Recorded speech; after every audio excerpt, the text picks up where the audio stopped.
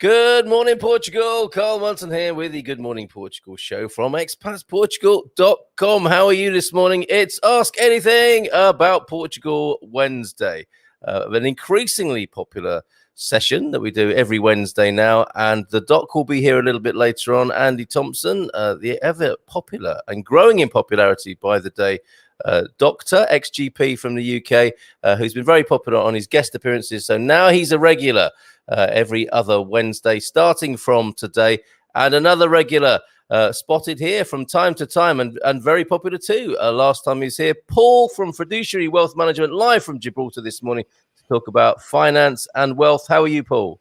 Very well, thank you, Carl. And you? I'm pretty good. Yeah, lots of blue sky. As I look out across the well-pruned vineyard from the studio, I can see a beautiful Portuguese blue sky, which is what I came here for. Similar in Gibraltar, some nice weather. Absolutely. Fine weather, and it makes such a big difference, mentally, when you wake up in the morning. Lifts our spirits. So you're here to give us a quick market and finance report. It's always great to talk to you. Last time we spoke, I went out and bought some gold and silver, some stocks in a mining company, and some cryptocurrency. I got quite excited. Calm down, everybody. I only bought 10 quid's worth of gold and 10 quid's worth of silver and $10, I think, of mining stock. But very interesting to see how it works from the brief education you gave me. So what's your overview at the moment of matters financial? You know, we've had a budget in the UK. People are waiting to be vaccinated around the world. What's your generalized picture before questions start coming in from people about finance and wealth at the moment? Well, I think we're experiencing a lot of market volatility because there's great uncertainty. And what we are seeing is the US 10-year Treasury bond yield rising exponentially, and that has a very negative impact on equity markets because, you know, if the 10-year US Treasury bond is paying a higher yield, then low-risk investors would rather hold a safe investment in US Treasuries than invest in equity markets. So normally there's an inverse relationship between yields or treasury yields and equity market valuation. So this rising of yields is a concern. Now, the Federal Reserve and the Federal Reserve can do one of two things. They can allow this the US yield curve to continue to steepen upwards, which is going to result in the stock market crashing, right? Not just in the US, but it'll be across the pond and globally. We'll see a major stock market correction, or they can revert to the policy that they have been pursuing since 2008, which is yield curve control, which is effectively quantitative easing, printing more money, and through the printing of money and quantitative easing, they bring the interest rate back down to zero, and that would be positive for markets. So I think they are between excuse the pun, between a rock and a hard place. Either they let yields to rising uncontrollably, or they decide to control the yield curve and save the stock market, but they can't do both. So either they salvage the stock market and the economy for now, or they let yields rise to new highs. And of course, higher yields also carry a problem for a lot of governments in that, at least in the US, you know, there's the debt servicing costs, will go up as well, which governments can't afford right now. And right now there's the volatility because what we're seeing is there's a US stimulus package that went through, I think, through the Senate or through Congress over the weekend, and I think it's about to be rubber stamped and come into effect on the 14th of March. That will allow for further quantitative easing, helicopter money being given in the US to individuals. So it's the biggest wealth transfer in history, where people are just giving money to spend to keep the economy afloat. So that in terms of the market, that's what we're seeing now. So we are, at an inflection point. I would say. Okay, amazing. And it sounds to me like it can't go on forever. Okay, am I right? It can't go on forever. More debt now means debt now equals less growth in the future, right? Because the debt has to be repaid. You can't have the cake and eat it. You start growing that mountain of debt, and at some point it has to be repaid, and it has to be repaid through taxation. So really, debt is deferred taxation. And the taxation will result in lower corporate earnings, so lower stock market valuation. So we are at an inflection point, and we've seen it with the UK with the budget, right? They've done some things to keep the economy afloat short term. So, the extending the furlough scheme. I think they are, what else did they do? They did a few other things which were very short term. Stamp duty extension as well to keep, is that the housing market? I think it was.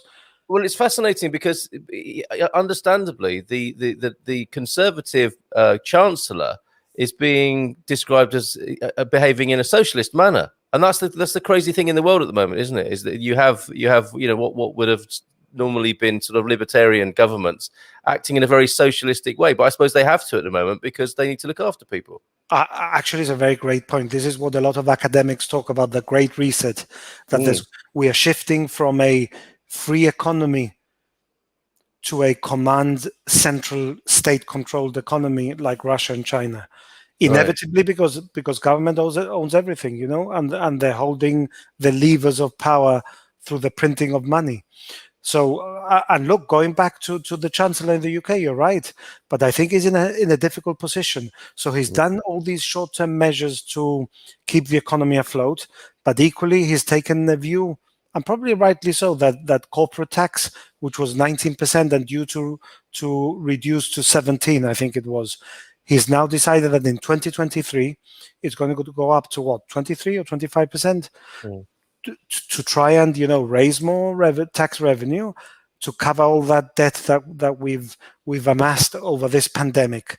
But higher corporate tax rates, lower corporate earnings, lower stock market values. But he hasn't done it today.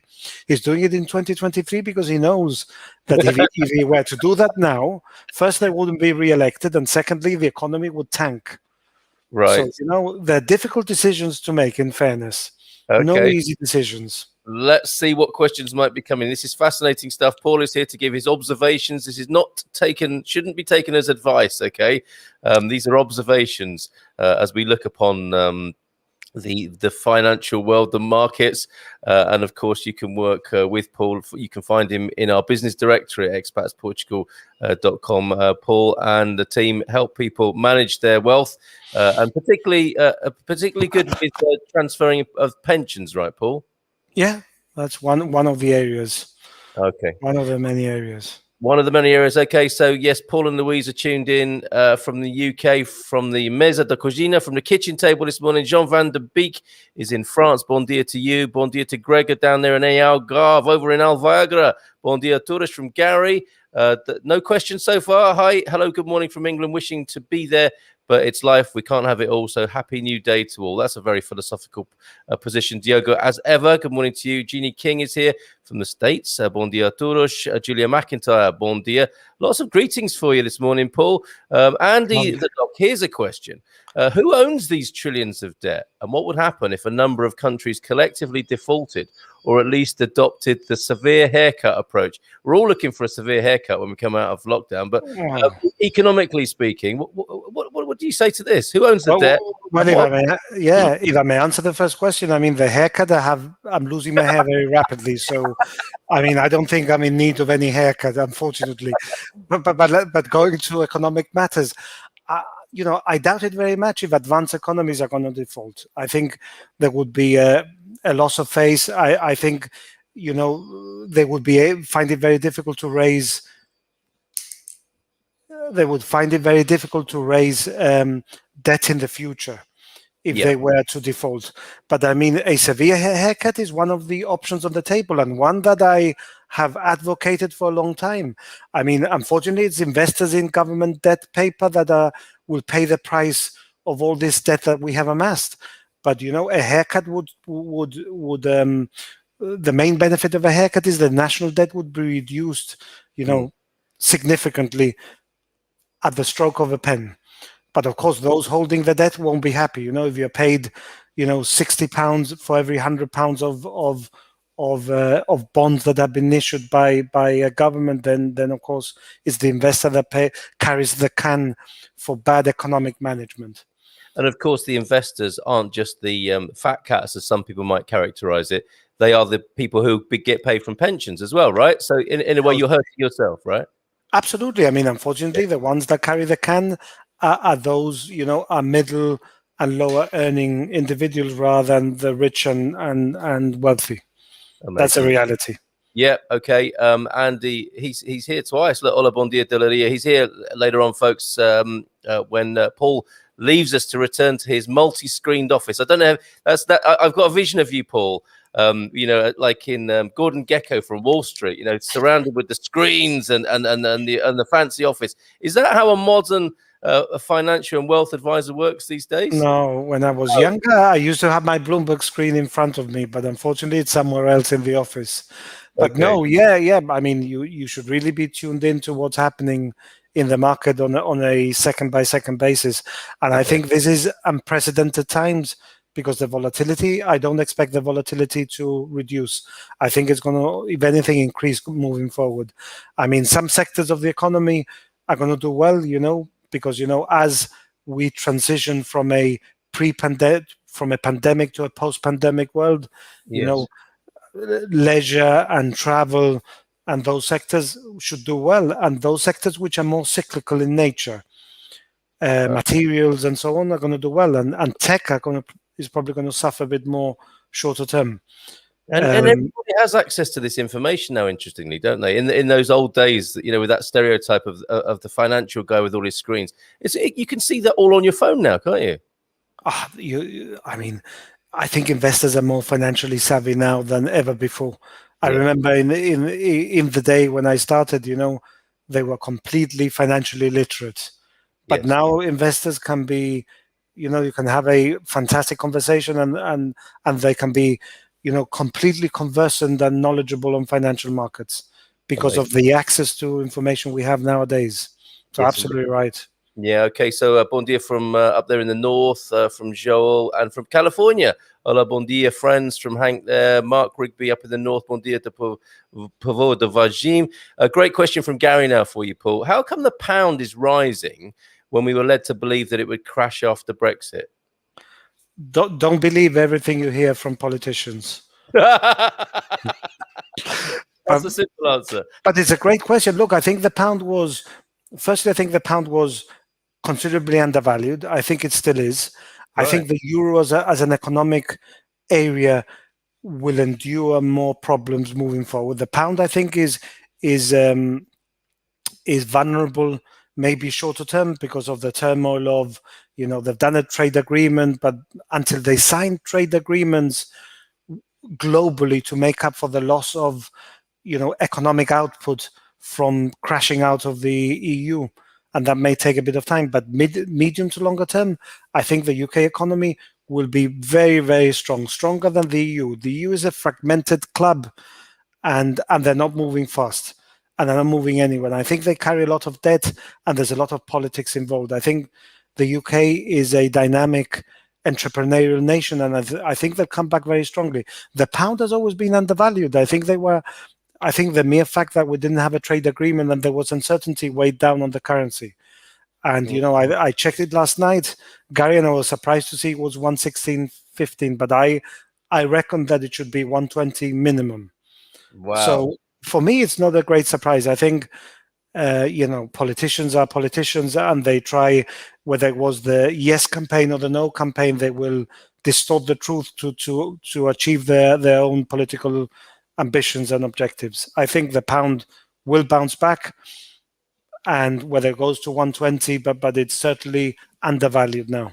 You make a really good point there. So don't believe everything from the immediate political horse's mouth. Look a little bit beyond, and you were seeing a richer picture in the longer term post Brexit there, right? And maybe so, possibly the Singapore of Europe. Well, I mean, interestingly enough, the worry that the EU has, and that's why the trade agreement was stalled, is that Europe would have a very dynamic financial center in their doorstep, right? Yes. Within Europe, but not part of the EU. Yeah. And they could effectively lower corporate tax to compete on taxation, and then attract new businesses from the EU. That has been their main concern. So what the Chancellor has done, which is a necessary evil to increase corporate rates, goes against the whole philosophy of, Boris Johnson and his government about reducing corporate tax to attract business into the UK. And I think, once the debt or part of the debt is paid and things are on a more stable keel, I think they will revert back to that policy of competing on the basis of lower taxation. Fascinating. Okay, I know you've got to go, busy man, but a few more minutes if we may. It's a bum deer for me there. I'll take that. Hey, Carl, good morning. You're doing a great job. Thank you. In Northern Ireland, the government is giving huge amounts to individual businesses right now. It's true. This helicopter money that you mentioned, it's happening, isn't it, all over the place? Bon dia, Toros. Maybe we'll go to universal basic income. I mean, do you think that's going to happen, that citizens around the world will just be given money to live? We're living in a strange world. Look, if you start giving people money, what is the motivation to produce and to produce output? But I think we are shifting, as I alluded to before, we are shifting from a free economy to a state command-controlled economy. See, if they give you money, they have all the power, right? Absolutely. Because you become dependent on them, and then there will be just government and the ultra wealthy controlling the rest of us. So, I'm dead against the thought that someone just hands you money and gives you enough to survive, right? Yes, very dangerous world. I imagine we might be talking with the doc about this after you've gone. But thank you, Paul. Helpful insights from Shelley. Let's see if there's any more economic financial market questions before you go. Gordon Brown did exactly the same thing to counter the financial crisis at the time and was criticized for it, but did cushion us from the effects that most of Europe faced. Is that right? Well, one thing about Gordon Brown, and I think it's worth mentioning, and I did a little piece for clients on Gordon Brown. He was the architect of the G20 summit in London in November 2009, in the midst of the global financial crisis. And he followed this famous UK economist, John Maynard Keynes. Yeah. And pension policy was, in times of economic strife, you raise debt and, to keep it's government spending, right? Spend government money to revive the economy. But there was one thing that a lot of the larger countries missed, including Obama. And this was where Gordon Brown was at his best. He said, well, we should do some infrastructure spending, because giving money out doesn't produce economic activity, right?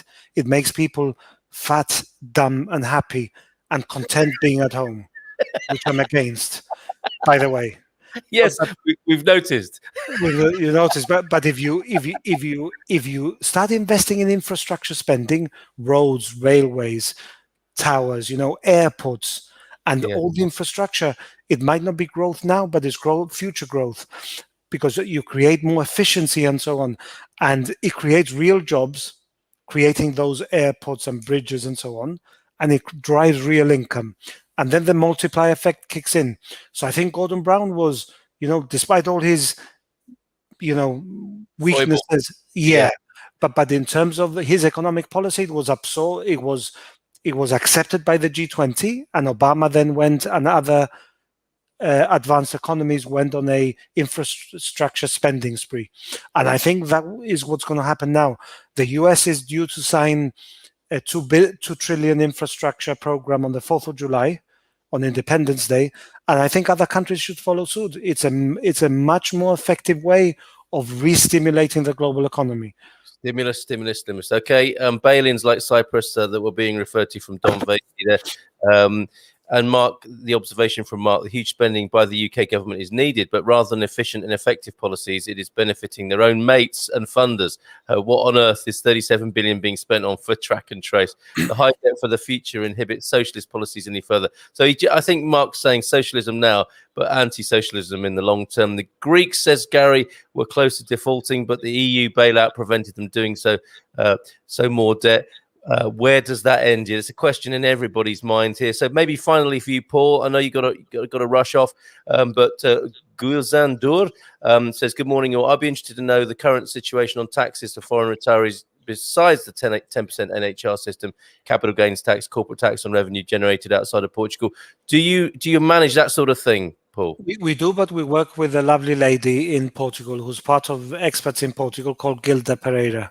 Oh, okay, yeah, of course. And I think we do, because we would look at the wider picture, not just at NHR in isolation, but but we work in conjunction with Gilda. Yeah, okay. It depends on what they require. Yeah. So we would look at the devil is in the detail. I'm happy to, if you put me in contact, to answer to Gulsen. All right. So for anyone who hasn't seen you before on this slot or on one of our webinars, who is the ideal client for you? Who should be calling you? People who are not on helicopter money. I mean, that's a starting point. Yeah. Okay. So high net worth individuals who want who want some guidance on what to do with their money and managing it across these boundaries and borders. Yeah. To manage the assets, to do things tax efficiently. That's our piece, really. Consolidating pensions. That's all what right. we can do. We'll let you go off and do that now. All the best to you and to Elise today. Thank you. It's great to talk to you. Look at this, Gary Austin. I like this guy. Will you come back and do more of these? Absolutely. I'd be delighted. Thank you, guys. We look forward to seeing you on our next webinar. And I'm going to keep watching my gold stock. Thank you for that bit of education there, Paul. Remember, Kinross. Gold. Okay, he's making that's a one to buy. That's my bold prediction for today. Buy gold miners, buy Kinross. All right, cheers, Paul. Take care. Thank you. Take care. See you, Carl. Cheers, mate. Bye. There he goes. I like that guy as well. That's Paul from Fiduciary Wealth Management. Find him in our business directory. Let's bring to the screen, shall we? Andy the Doc Thompson. Bon dia, Leria. How are you? Bon dia, Carl. I'm good. How are you? I'm very well. I'm very interested to know what you made of that. I think anyone who knows you and your comments that you've made on the show come from a socialistic perspective rather than that, the rampant sort of finance leading the way. But you can understand from some point of view, presumably, this idea of helicopter money and UBI, or do you completely disagree with what he's saying there? Well, first of all, let me say hi, Comrade Hank, in return to the greeting there on YouTube. Indeed. However, let me say two things. First of all, he characterized helicopter money as being money to encourage people to stay home, get fat, lazy, and dumb. And I understand that argument. But there are two things I would say to that. The first is that we have given vast amounts of money to the parasites on society who do very little. The 37 billion wasted in the track and trace program, which even the Public Accounts Committee yesterday actually said 22 billion. But I mean, the amounts differ, but eye-watering amounts of money.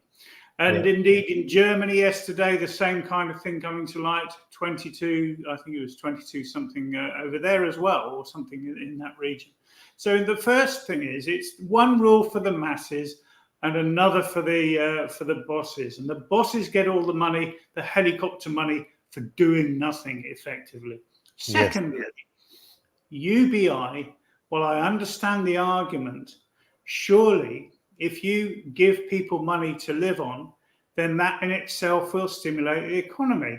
When when you've got money to spend on things and those things aren't around, then people will make those because they want more money. So it is a question of supply and demand.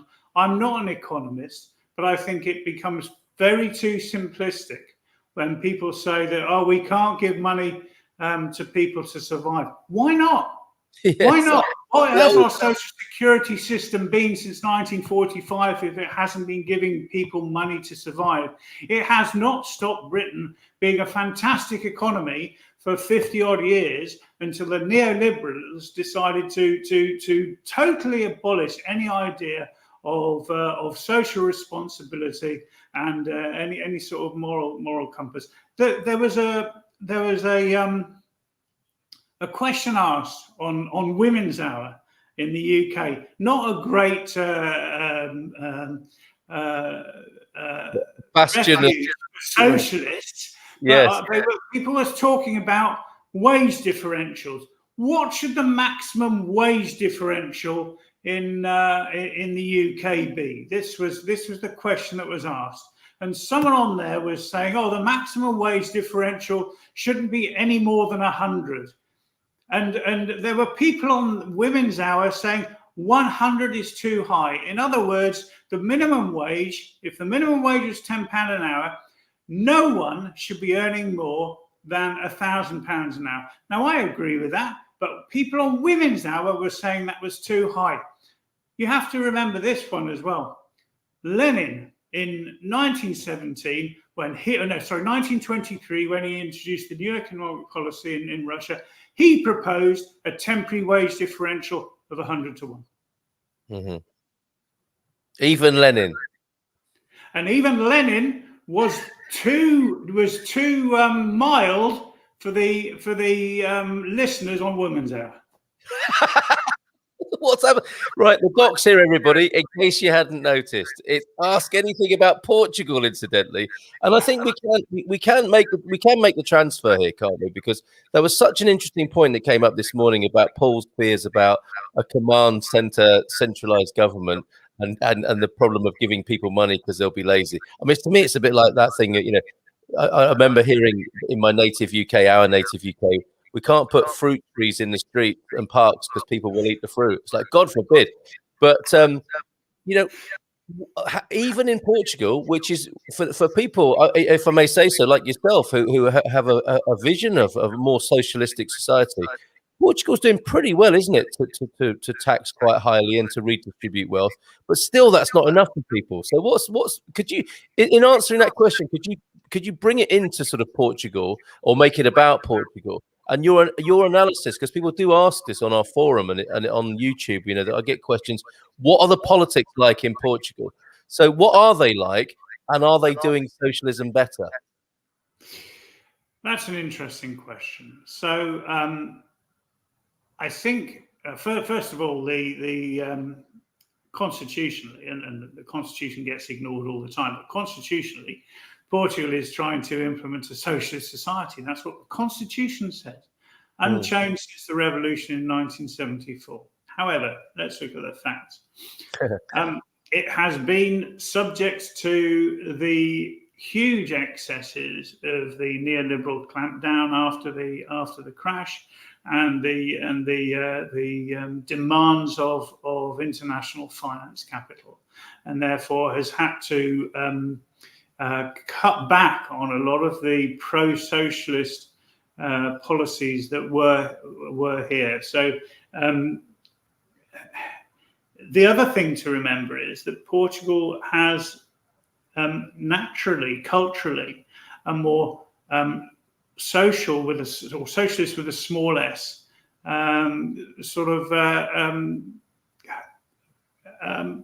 culture. I mean, you know, you get much more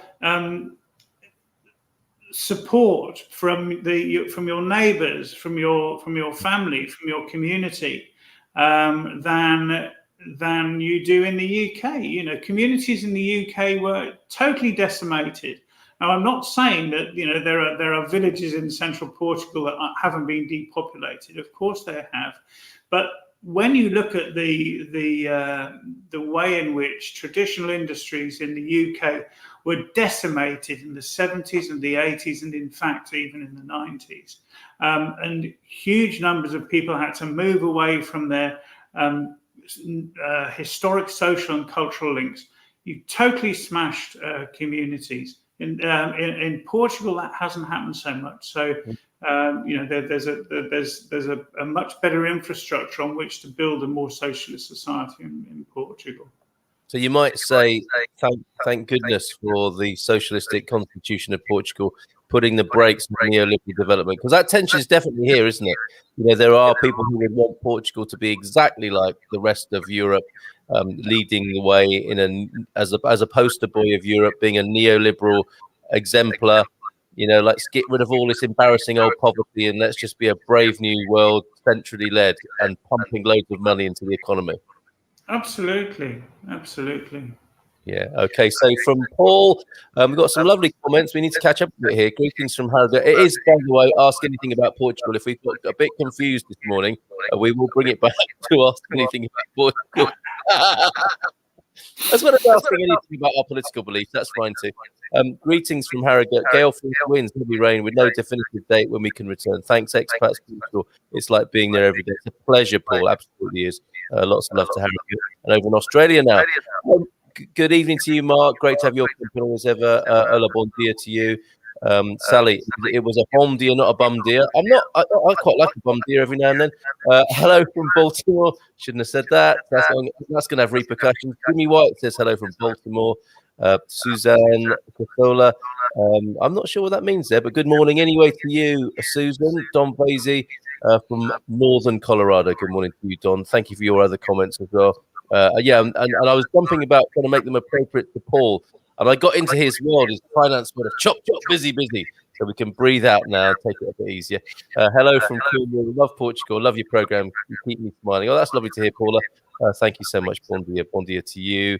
And another hola, bon dia from Mark. That's fantastic. Good morning, everyone, from Gemini Bradshaw. And there were further comments. Gary and Mark have a very good grasp on this, as does Don, I think, this morning. And Gilson, I hope we answered your inquiry. Go to our business directory to find out more the professionals you need to speak to there. Jacqueline, Claire Bendel, Claire to bon dia, Carl. Good morning to you, Claire. Good morning from Estoril. Bonjour, bon dia, buenos dias. Very good, Maxine. Hi, guys, from UK. I'm not going to make my 183 days this year. Should I still apply for HR? I got my residency in December. Or do you have an accountant I can ask? We do. Go to the business directory for sure, Nikki, or PM me, Carl at expatsportugal.com. I can help on that. Ask anything about Portugal, but probably not the best question for the doc here. Are game meats available there? Deer, quail, rabbits, duck, boar, game hens, goat, bear, alligator, spatchcock. That's actually an animal, isn't it? Isn't that just a type of butchering? And kangaroo. So let's go through that list, shall we? Shall I do this one, Andy? Well, I don't mind. First of all, obviously, kangaroo and alligator are not natural residents of Portugal, and I haven't seen any of them coming in for an HR. So I don't think you'll get many of those around, or bear, for that matter. The others, I understand, are certainly in existence in Portugal in the wild, and you can get hunting licenses. I'm no fan of hunting. I am a vegetarian, as I told you. But those who want game meats without actually killing the game themselves, I have absolutely no sympathy with. Okay, there's Andy's answer. Yes, I think the great traditional recipe, of course, is for wild boar is javali, isn't it? So wild boar, wild boar is available and on the menus of Portugal. Not my own hens are free range, but you're not allowed to shoot them. Rabbit, I know people hunt rabbit here, and I suspect deer as well. Hope that answers your question well, Kubneb. And I suspect others might chip in with that. Hank saying politically, economically, demand drives production. When people have money, they buy stuff. Bon dia from by way of a nice geographical counterpoint from Moscow. Caroline, bon dia as well. Mark was adding, remember the impact of Brexit was factored into the exchange rate from 2026 onwards, moving from 1 a 1 to 140 to 1 to 110. That was not a no deal. That it was not a no deal has led to a slight recovery. It's our expectation that thinks one. Oh, I see. It's all relative, isn't it? 1 to 126 is good, but compared to 140, not good. We're having our concerns allayed by the fact that we got a kind of a deal led to a slight rebound. That's why everyone's saying, "Oh, the pound's risen," but actually, yes, as Mark says, compared to 114, we're still at a ridiculously compared to 140, we're at a ridiculously low level. Yeah. Okay. So a PR job there, but an economic PR job. And then I thought Mark was getting all biblical with a biblical reference there. Chapter 1, verse 16. That's just the economic Bible speaking there. Lucas says, "Hi, are the prices dropping finally, or is Lisbon super expensive as always?" Well, what I hear, and again, it's not advised, but rentals have already started to collapse. 15 to 20% down rentals. Residential sales have held, but I have heard talk of a 30% devaluation in property prices. What have you heard, Doc? It's similar, but I'm still concerned that we're going to see a further crash in property prices. We certainly in the UK and in other parts of Europe, where I have close links to people with, who are in the know, the reduction in people working in offices, a result of working at home, may well lead to a big reduction in office space take up, and therefore probably funding and relaxing of restrictions on converting office space to residential space.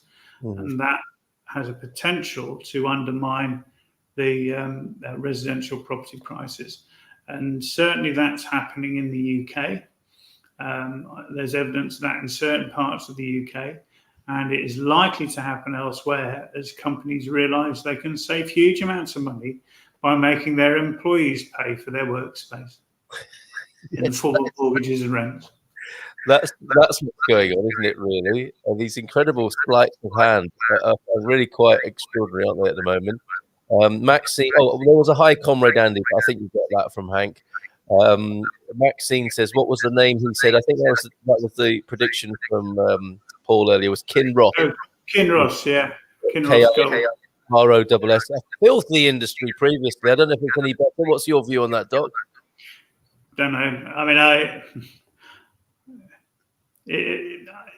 people always run to gold and precious metals when everything else is failing. Interesting fact, the same weight of gold buys a loaf of bread now as it did in Hammurabi's time. How many thousand years ago was that? And that has remained a level throughout history, give or take.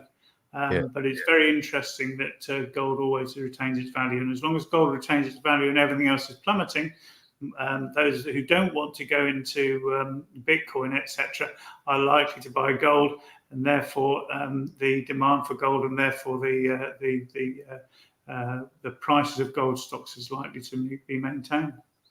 Yep, 'twas ever thus, it would seem. But I would love to see the face of the breaker when those people go in with their ingot and say, could you take but, I mean, that's why we've got money, right?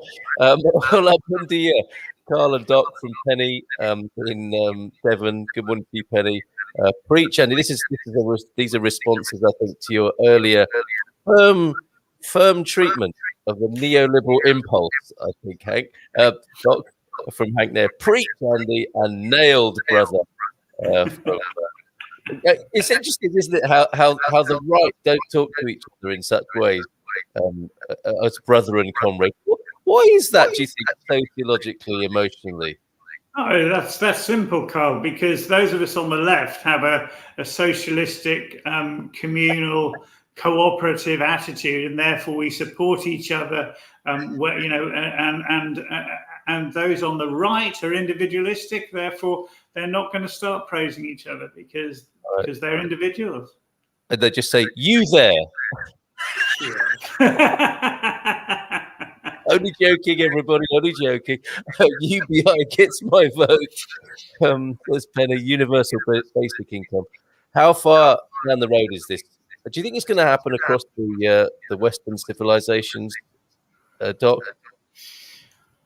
Well, I hope so. And I have got sympathy with something that Paul said. I have sympathy with a lot of what Paul said, and he talks a lot of sense as far as I understand it economically, although I have my differences. But whether a UBI arrives or not, anything that is put in place under the current political system will be used for control. So, lockdown was the pandemic was used for control through lockdown. The UBI could be used as a form of control, as Paul pointed out. So unless the control of society and the economy is in the hands of the majority and not the minority, then exploitation and control will continue. Yeah, because it was so interesting, wasn't it, when UBI was first talked about, that it was freedom for people. And it's never long, is it? Before these wonderful ideas get turned around into control mechanisms again. It's unbelievable. But hopefully there is some light at the end of that particular tunnel. I think 32 billion was the original allocation and 37 billion hidden away in the budget figures. Amazing. I mean, we'd never get away with hiding 5 billion in our tax return, would we? The government was to do that. No, we wouldn't have a chance. I mean, Amazon would, and etc. Allegedly. But other political views are available. So people don't forget things on this show, Paul included. And this was from one of your comments on screen, even, I think. And given that you're here, you can pick this up, Doc. I think this said Stalin is the devil's work, but it's statins. Statins. Okay. So statins have their place. I mean, that was a phrase used for effect, but generally, the majority of people, I don't see that statins have a place. If you look at the cost-benefit analysis, or in medical terms, how many people you have to treat in order to save one life, it's an enormous cost, and they are not without their adverse effects. And quite a high proportion get horrible muscle pain, some of whom go to get rhabdomyolysis, which can affect the kidneys very seriously when you get breakdown of the muscle. And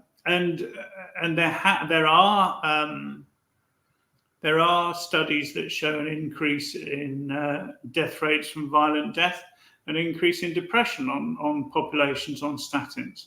So I was very much against putting people on statins en masse. The powers that be in the NHS when I was a GP disagreed with me, so I had to toe the line most of the time. But personally, I've been advised to be on statins, and I am not on statins. That's a good way of putting it. And there's a resonance there with the political sentiments earlier on, isn't it? It's like in isolation on a personal level, you can weigh it up and it can be a good or a bad thing. But then suddenly central control comes in again, doesn't it? And vested interest. And then we find ourselves in a different position. Central control is okay if it's democratically exercised, but we don't have democracy. Therefore, we shouldn't be having central control. Boom! Okay, why not? Why not EH inflation, Doc? I don't understand that question. Do you? Yeah, I think he was saying it was while I was talking about UBI and why we ought to do it and forget this idea that it breeds lazy, happy, dumb people. But inflation isn't a terrible thing. Runaway inflation is, but let me tell you, if you owe the bank £1,000 and you see an inflation rate of 5%, are you going to be happier than seeing zero inflation? Of course you're not, because the value of that debt decreases by 5% a year.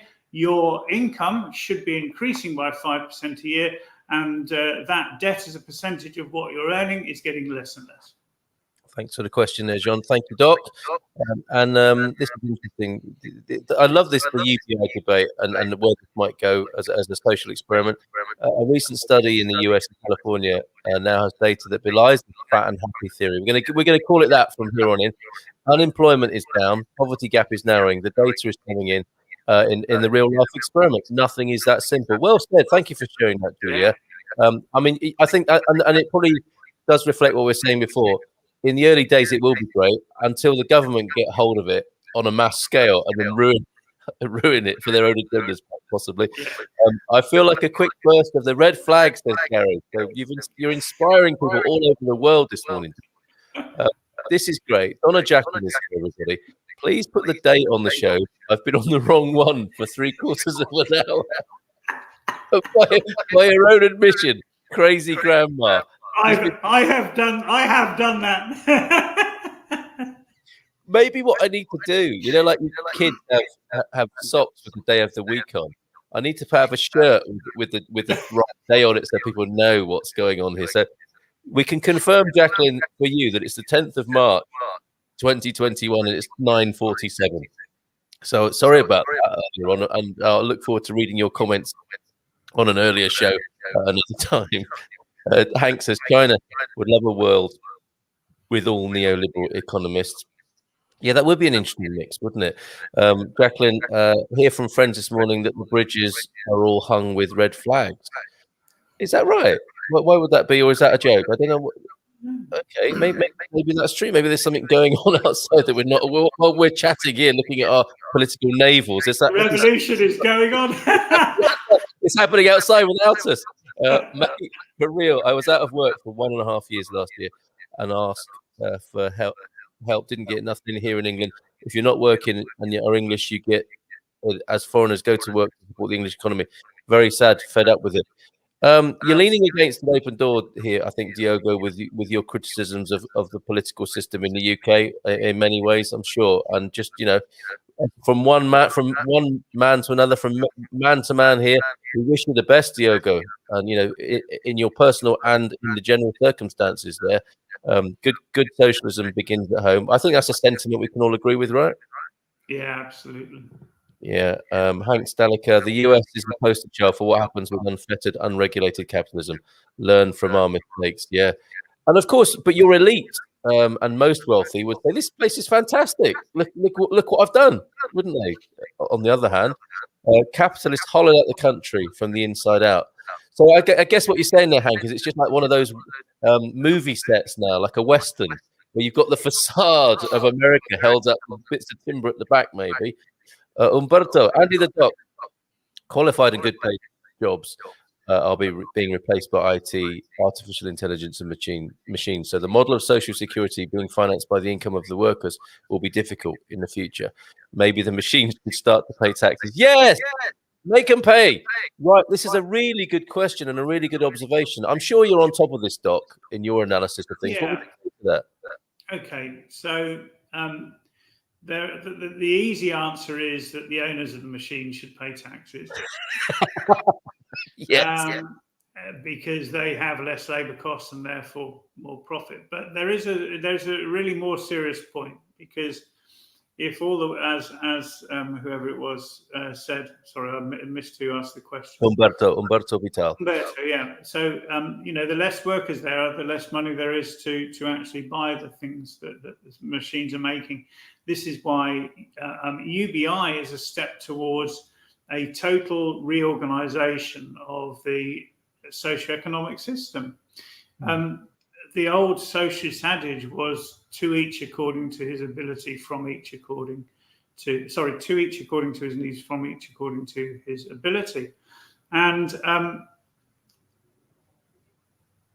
if everything is being done by machines, and everyone is taking a share in maintaining those machines and doing the small amount of manual work that needs to be done, and those machines are producing everything we want, then everyone will be getting their fair share of what's produced. But that needs a huge socio-economic revolution. You know, when we talk about revolution, we don't mean guns in the streets. We mean a revolution in the way society is managed. And that's what this has to be about. We cannot make this work under a neoliberal capitalist economy without huge suffering. Yeah. And an individual revolution, right? Because I heard a brilliant point the other day. Who was it? Stephen Jenkinson, who writes amazingly about how our culture view death and sort of the end of life experience. But one point he makes in the midst of that is how, with labour-saving devices, these machines, we don't relax because the machines are taking care of it. We do even more work because we can now. But I think we need to take a look at that, don't we? That, you know, it might be nice to sit in the garden that we've taken so much hard work to create, rather than thinking, okay, I can do more work now with these machines. Bring it on.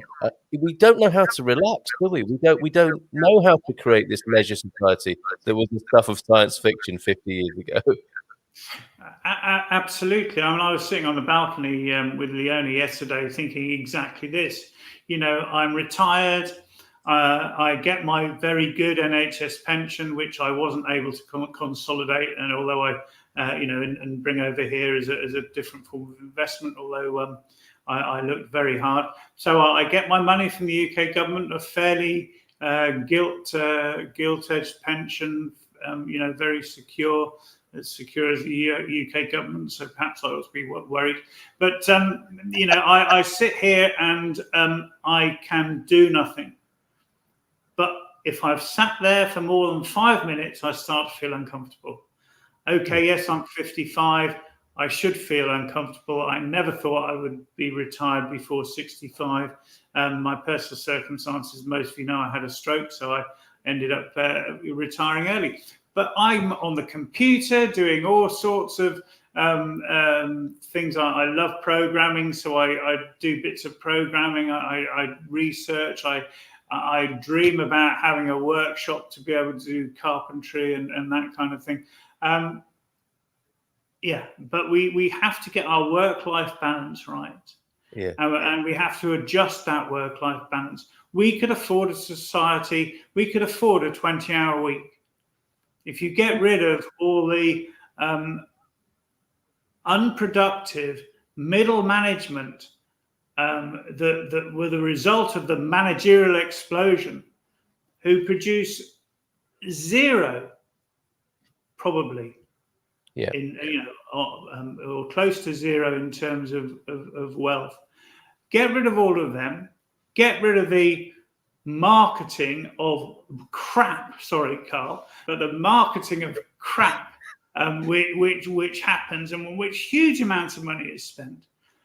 We could reduce the working week to 20 hours a week without any decrease. There'd probably an increase in standard of living. It's been proved that if you reduce people's working week by a small amount, you actually get an increase in their productivity.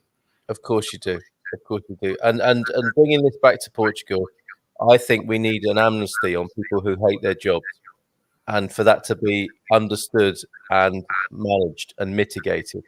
So this is meant with no disrespect whatsoever to Portuguese bureaucracy, but I'm pretty sure there are a lot of people in Portuguese bureaucracy administration who actually have studied and worked hard to get that job out of the fear of survival, which we're all subject to. But the thing that I see now is that a lot of people sat at desks who don't need to be there. They could be. We live in an economy in a world where they could still be paid the same probably, and not have to do that. What's it called? Employeeism or whatever, where they just turn up in a habitual way, doing a job that's probably unnecessary, could be mechanized, could be put online, so that they don't have to sit behind a desk waiting for people with little tickets who are also waiting in a queue, who hate waiting in a queue. So much of this stuff is unnecessary, and we can see that, can't we, when you come into the culture? And I don't want to take away anyone's job. I want those people who are in those offices to be with their families, enjoying the Portuguese lifestyle that I love for more of the time. We could cut their hours to 20 a week, couldn't we, or whatever, but not cut their wages. Yeah, and then exactly. then we'd have an amazing society, I'm sure. So yeah, we need to make it okay to say this job is unnecessary and ridiculous. It's only paying my mortgage, and I'm fearful that if I lose my job, I can't pay my mortgage. Don't worry, we will continue to make sure you and your family are secure, because it's best for all of us if we're happier and more productive and not doing things we hate, in my view. But just tying it into my observation of Portuguese work there. The crash was due to excesses of the private banks. Ordinary people, the taxpayers via the public sector, are bailing out the banks and have paid for it by austerity for more than 10 years. So true. This is the private suffering we look to, right? The public sector bailing out the private sector, the opposite of the indoctrination peddle. Well said, Mark. Iñaki says, looking to buy in central Portugal and see there are biosphere areas. Can you shed some info on them? Should we stick away from them? Is this the Correa project, the community where they actually have, they're creating sort of man-made and ecologically appropriate biospheres? I mean, it's fascinating to me, Iñaki. I don't know enough about it. You got? No, I don't. Perhaps you ought to find someone come on and talk about it. Yeah, indeed. Tamera, we did do a little bit of a podcast about them. So TAMERA would be a place I would sort of signpost you to, Iñaki, and I'll put that in the comments in just a moment. Regarding the retiree taxes, am I required to pay Portugal taxes only on the amount to satisfy the visa requirement, or the actual amount of money that I spend there? If you spend in Portugal, you'll be paying tax. It's not just that, Carl.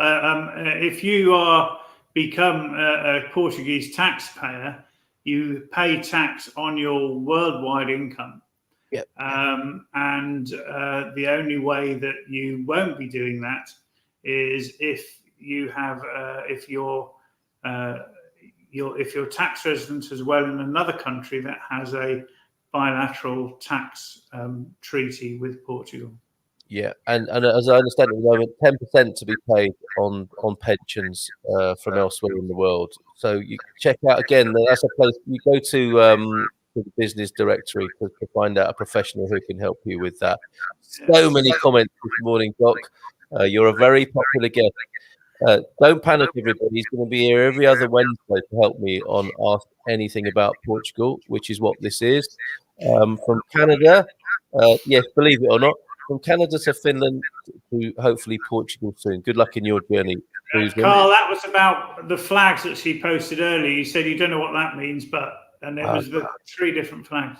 Thank God you're here. Hank has the long rest of the world doesn't fall for everything. To go through insurance, we all be in debt. Not sure what you mean there, Joel, but I'm sure that an insightful comment as usual from you. Bom dia a todos from Humberto, who we heard from before. Gary, interesting that we had very different veins about debt this morning, or views, that probably is, in contrast to what the other lady was saying the other day, our economist, yes, of course. And typically, brilliantly, an open and wide-ranging debate without people getting edgy and storming off the set like Piers Morgan did yesterday. Regarding Jimmy White, I can't see that happening. Where the doc says something and I go, right, that's it. I've had enough of this on my show. That's my Piers Morgan tribute. What a plonker. I mean, he has to go at snowflakes, doesn't he? He's always going on about woke people and snowflakes. And he was a massive snowflake yesterday. Sorry, Jimmy, regarding medicines, how available and costly are the following meds? You should do these, Doc.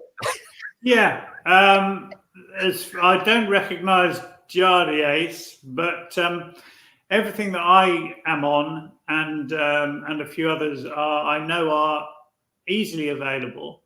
And if you're registered with the local health centre and get it prescribed to the local health centre, you get a massive reduction on the cost price. So when I went to the pharmacy, I found this out. When I went to the pharmacy for my regular, I'm on ongoing pain relief, quite costly. So I went to the pharmacy and said, look, I haven't been able to get an appointment. I need a replacement prescription. It was going to be 28 euros for the month's supply. He said, keep the receipt, and when you go and get the prescription, bring it back and I'll be able to refund you most of the cost. and Wow. it brought it down to something like €3.50. So I think it appears to be a percentage reduction from the total cost. It might vary from category of medicines, but get yourself registered and get it prescribed, and the cost will be minute compared to, for example, the US. Good news for you there, Jimmy. And this is such a good show, a good session. Ask anything about Portugal. Look at this answer. You can get kangaroo and ostrich sometimes at Lidl. Of course you can. Where else are you going to find that? Oops. Oh, here we go. I'm having a naughty Happy birthday, Debbie. Yeah, parabéns a você, and so on. I don't know the other words, unfortunately, Debbie, but happy birthday to you. Many happy returns to you. Yeah, lots of love from us, from the whole community here. Kangaroo alligator not available since they aren't native species. Give it time, and the rest are available for hunting. But have in mind you need a Portuguese hunting permit and license, which seems to be managed pretty well here. It would appear. If he wants a kangaroo safari, it's a long flight just to fire a gun, says Mark. Okay, so speaks an Australian. Schooling in central Portugal. Do we need to bother with the international schools or sending the kids to free public school and homeschool? The difference. All of those, all of the above here in Portugal, right? What's your view on that? So I've done a reasonable amount of research for this. If your child is young enough, and I would say probably I would put the cap at 12. That's not scientific. This is based on allowing them to learn Portuguese fluently enough to be able to then do their equivalent of GCSEs or high school exams, etc., in Portuguese. So if they're under 12, I would say that they should be able to go to the free public school, learn Portuguese, and see a minimal problem with their education. My partner's daughter is 14. She was starting her options this year as we moved, or last year as we moved to Portugal, and therefore we actually moved. I was based in Coimbra. We actually settled in Leiria because there's the only real, as far as I know, international English-speaking private school outside Portugal, Lisbon and the Algarve. So the only one in central Portugal is very near to Leiria in a place called Marina Grande, which thankfully is a lovely part of the world, close to beaches, lots of nature, and Leiria is a lovely small town. So that's what I would suggest you look at, depending on the age of your children. That's a terrific answer and really good information. Thanks for that, Doc. You're earning your massive fee this morning. Okay. Fiona says, good morning. Not wishing to... Oh, hi, Fiona. Not wishing to bring up everything of the past week, but can't tune in without thanking everyone so much, especially the Doc, Carl and Gary. Yes, absolutely. Lots of love to you, Fiona. And she says so much love for this virtual community. So, yeah, big good morning, Portugal. Expats Portugal are arms around you and your family there, Fiona. Thank you for being here this morning. Happy birthday, says Peggy. I mean, Peggy doesn't need a birthday to be drinking Prosecco in the morning. She's probably having a Bucks Fizz herself with some Algarve orange as well. And I'm going to finish the show with a fabulous clip of Peggy when we first met, so stay tuned for that. I think we've solved the wild meat thing. Problems for us jewelers that gold and silver prices are being pushed up. Oh, I hadn't thought of that, Penny. So all these would-be investors are making life difficult for you, putting your costs up, putting the price of jewelry up. Unless, of course, you create investment jewelry, I suppose, couldn't you? You could make a trinket sort of bracelet, or a charm bracelet with loaves of bread on it that are actually the equivalent of just go in and take. Presumably that's what a charm bracelet, the origins of the charm bracelet are, to give little chunks of gold, maybe. Yeah. The game meat conversation continues. I think we'll move on from there. I hope we've got you satisfied there. Well, cool. Hugs for you, Fiona, from Peggy as well. Regarding schools, says Joel, kids tend to adapt faster to local language than adults, as Doc was saying there. My advice for a better transition, better start with an international school, says Joel. Spot on, Doc, says Billy. So fed up with being ruled by the elite few. And that's going back a bit in the conversation. But thank you, everybody, for your wonderful comments. Do you think that rental prices will increase and apartment availability decrease significantly and quickly when travel is allowed and Airbnb's bookings pick up? I don't. Do you think so? I mean, there's a lot of availability, isn't there? There's a lot of availability, but online bookings are up dramatically, and this is still early days.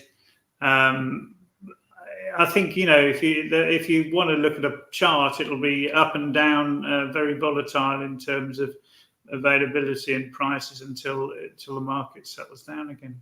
Yeah, okay. And I think the thing here that I would always say is that make friends locally.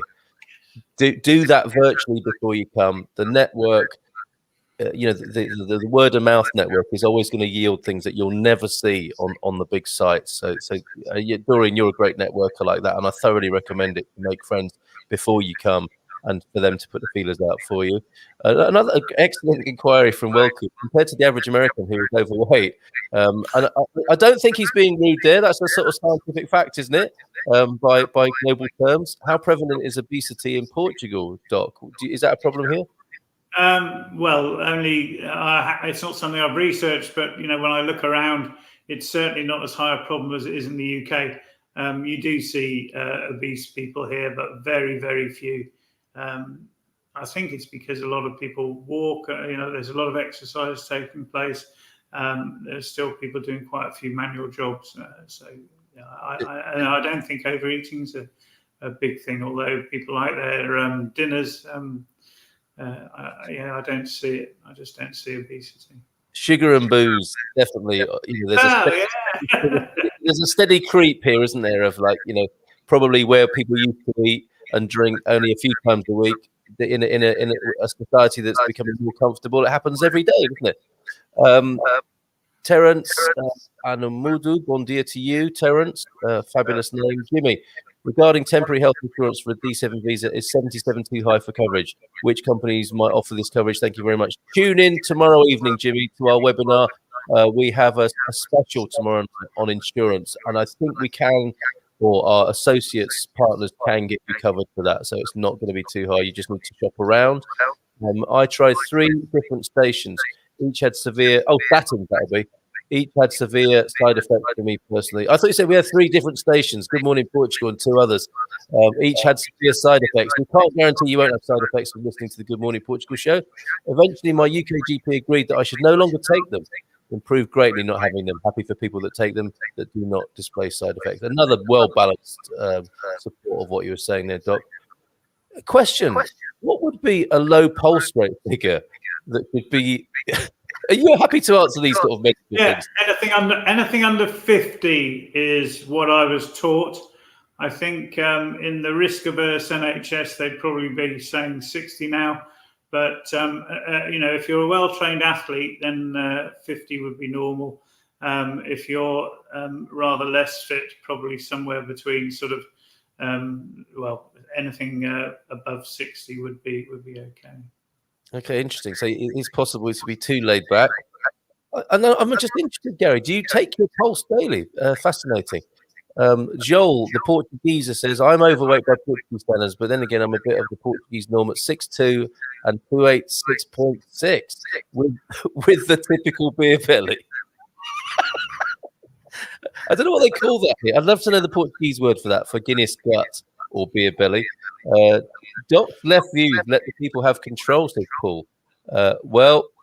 We will see what the Brexit vote did. Is that like everyone's for democracy until they don't like it up them or something like that? I don't know if that's the comment Paul's making there. I think, isn't he saying that democracy didn't work out too well with the Brexit vote? But the answer to that is that if you treat sections of society the way you constantly were treated for the previous 30 years, they will get their own back, even if it hurts them themselves. And that's Yes, and you would hope it's an ongoing process, right? So that was the result, wasn't it? And then we move on, and presumably something else happens after that. Gary, a low pulse of concern is zero. Thank you for that, Peggy. What would we do without you? Yes, it is true. Traveling from here to Stubal. That was probably what she was watching me do on a different show. Carl, the facade analogy is a good one about America. Average people in the food line mile long, while 1% made 1.3 trillion. That's since March. That can't be right, can it? By anyone's reckoning, that can't be right. And it is devastatingly sad for me to see people in luxury cars, presumably on hire purchase finance, queuing for food to eat. It's just bizarre and strange. A little nursing observation from Peggy there. So watch out for the zero pulse, everybody. Julia, how do we get in queue for vaccination in the Algarve? Are expats in the back of the line? I guess that's not, that does sound like a sort of very judgmental way of putting it. I think there are higher degrees of priority at the moment, Julia. I'm sure that's not how you meant it, but yeah. What's your view of this? You must be watching this quite closely, Doc. Yeah. So when you get a vaccine, doesn't depend on your nationality. If you're resident, you fit into the phases the same way anyone else does. So I'm in first phase, although I haven't yet been invited. But then, we're still very low figures for vaccination at the moment. Yeah, about 10% or thereabouts. So second phase starts in April. Thank you to Leslie for that. Going back to our future of work, possibly. Peter says, as a data analyst myself in Porto and someone who's been involved in computing since the late 70s, whatever happened to that golden age of universal leisure? Yeah, we were swizzed that we were promised in the 80s. I still seem to do an 8 till 5 tied to a computer screen. Yeah. I don't know what to suggest, Peter, except, we have to initiate that change ourselves, don't we? Because no one else is going to come in and rescue us from our computers, I don't think, unless they turn them off. Elite will own the machines, and the rest are viewed by them as worthless eaters and deserving of being poor. That's a grim view that I hope doesn't come true, but I can see why you're saying it. Yawn, please move on, says Leslie. From what, Leslie? You've lost us now. That was during the extended socialism UBI debate at 9:54, some 20 minutes ago. Okay, all right. All views received here. As long as they're respectful and lawful.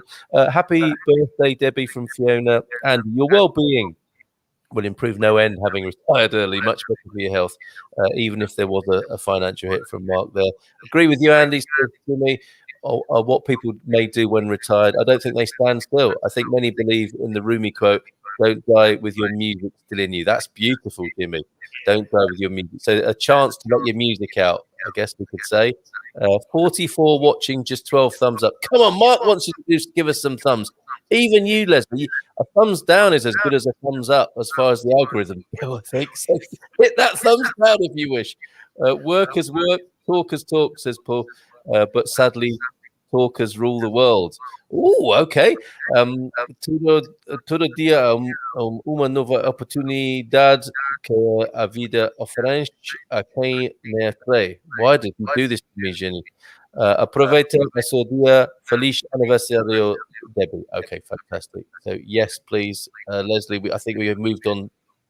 Biospheres, yes. Okay.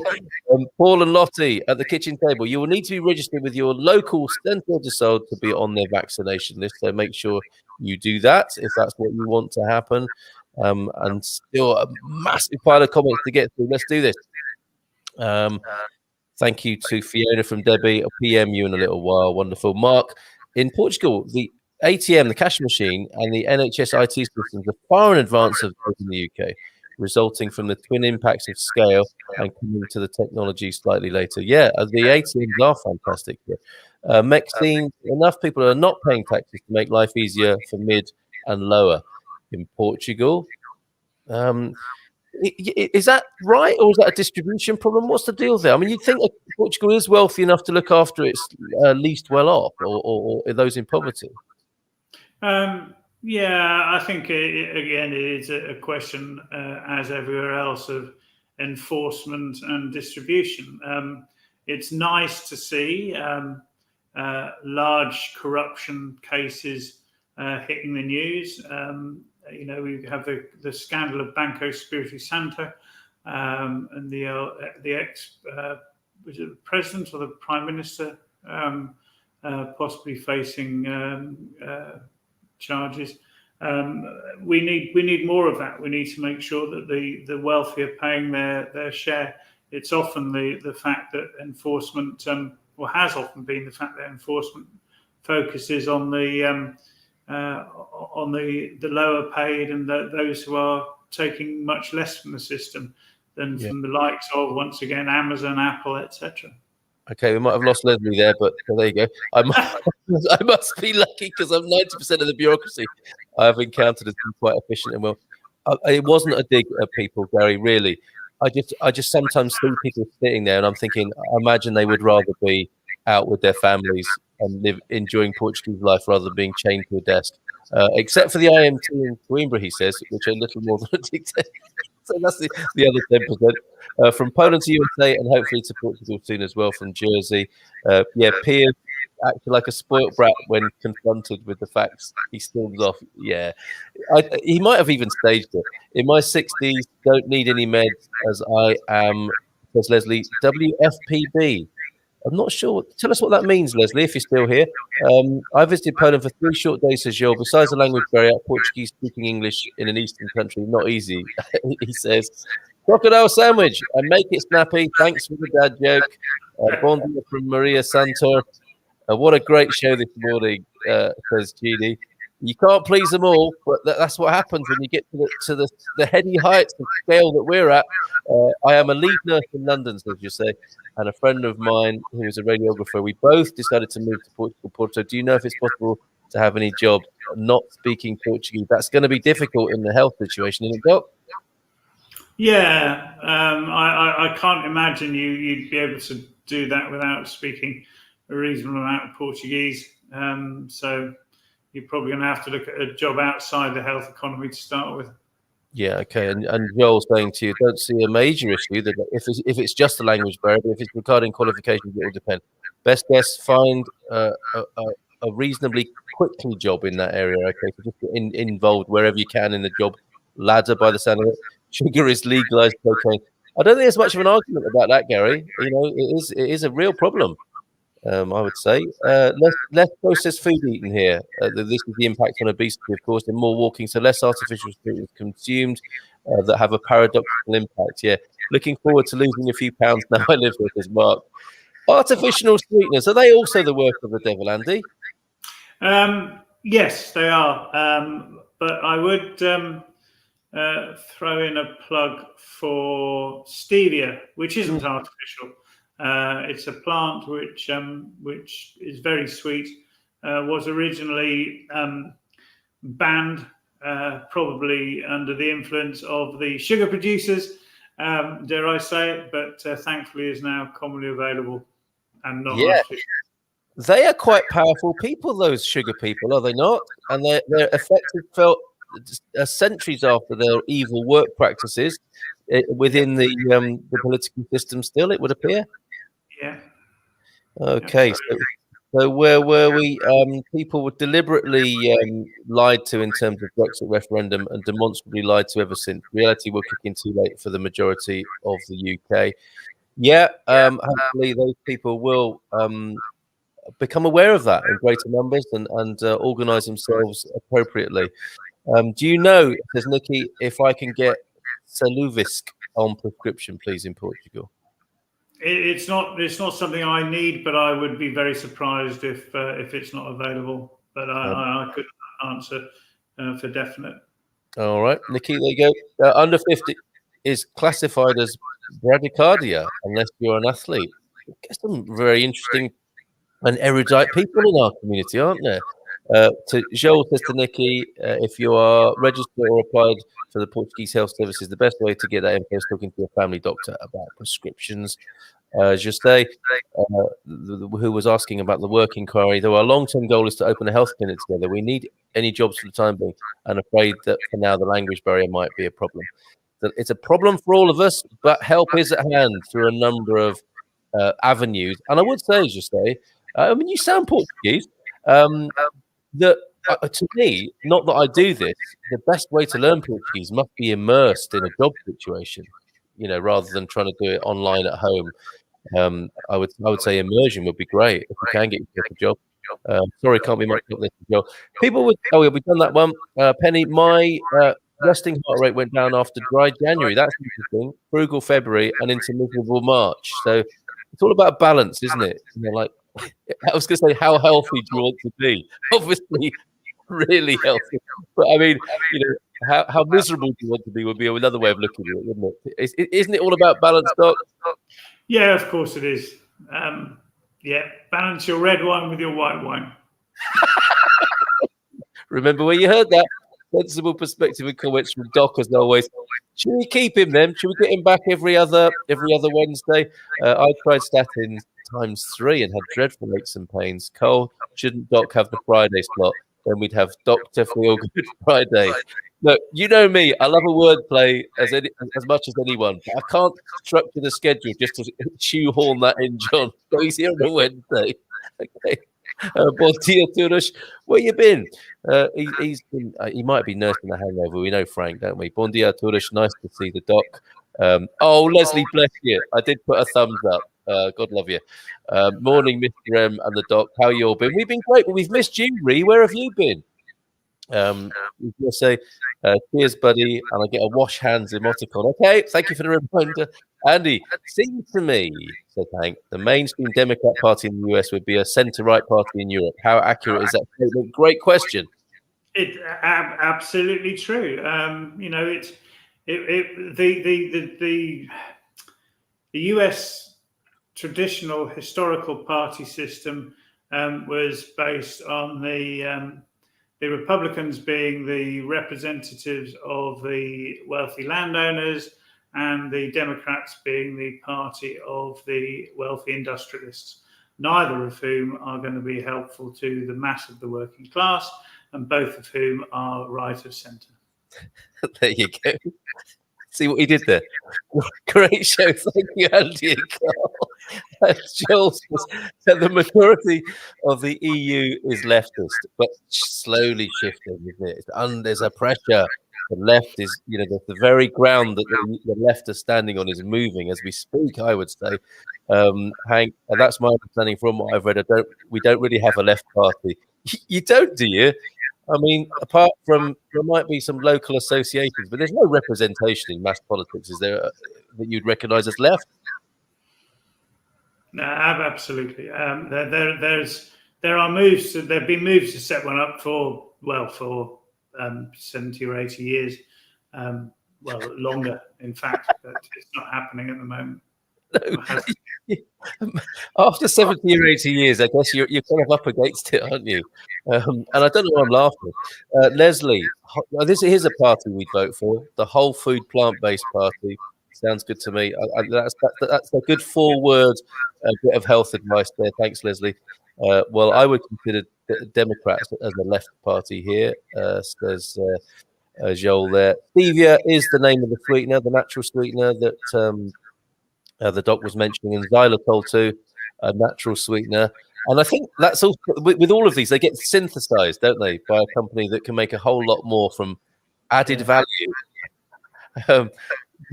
Works well to stop constipation too.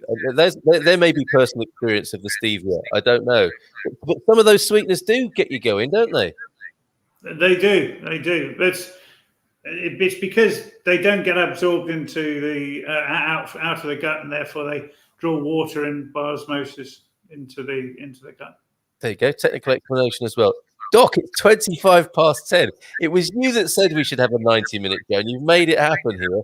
Carla Freeman, when I lived in Ecuador, there were rental prices for locals and different prices for expats in circumstances. What about Portugal in this regard?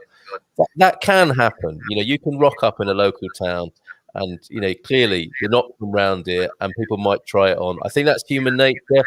Gringo prices. Gringo prices, spot a home and Airbnb does iron that out, ironically, to whilst it's a neoliberal colonializing influence, it does protect.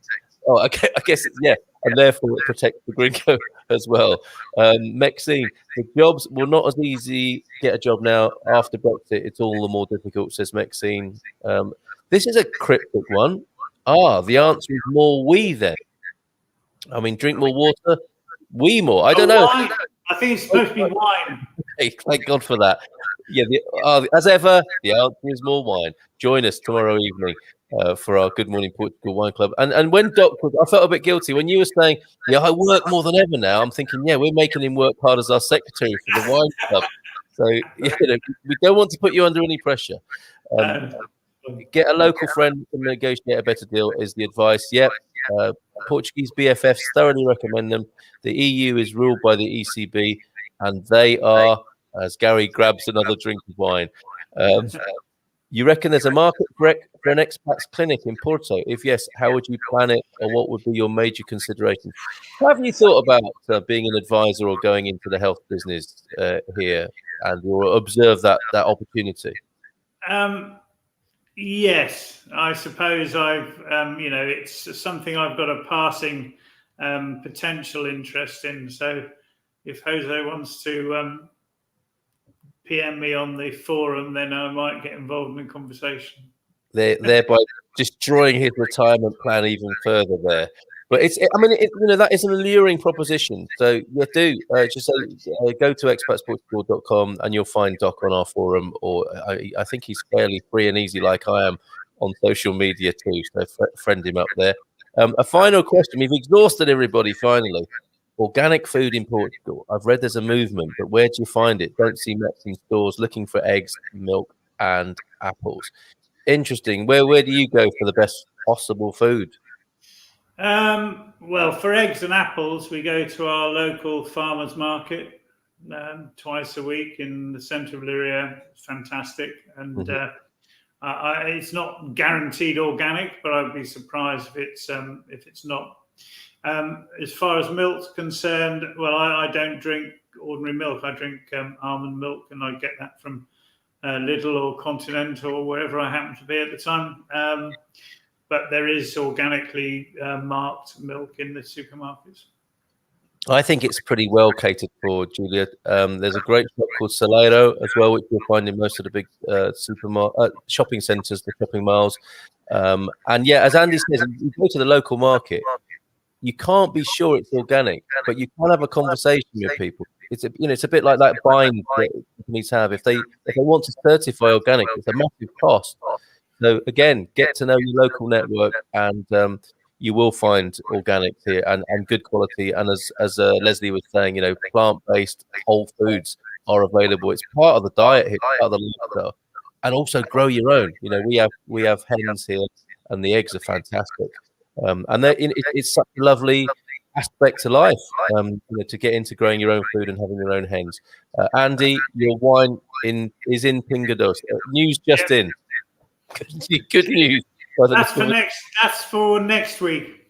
Okay. So keep an eye on it. It's a Facebook group, the Good Morning Portugal Food and Wine Club community. Join us there. And we have a lot of fun there. And we have a lot of fun on a Thursday night, tasting the various wines of Portugal. Thank you, Carl and Andy. I'm out to the garden. Can't say I blame you, Peggy.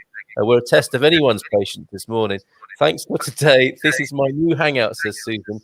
Sounds like a great bunch and learning so much from my move. I better start Portuguese classes online. Absolutely, Susan. You're most welcome, and thank you for that lovely comment. Bom dia e até amanhã. So I think it's good to end with where we first met Peggy, if that makes sense. And I'm going to play that clip by way of going out. But before I do, thank you all. Thank you to Paul. Thank you to you, Doc. What a stunning entry, if I may say so. And I suspect you've said that to a few people in your time. I'm saying nothing. Patient confidentiality. Of course. But thanks so much. And this man will be back with us on, what is it? Is it the second Wednesday? Is it second and fourth Wednesdays? As a brilliant compliment to the ever popular Ask Anything About Portugal slot. Have a great day, Andy. Take care. We're gonna play out with The Day We Met Peggy. Check this out. I don't miss Kentucky because the humidity is horrible in Kentucky in the summer. I do miss my friends because the United States has done such a piss-up job of responding to the COVID-19 problem. I just write that down, Carl. Yes.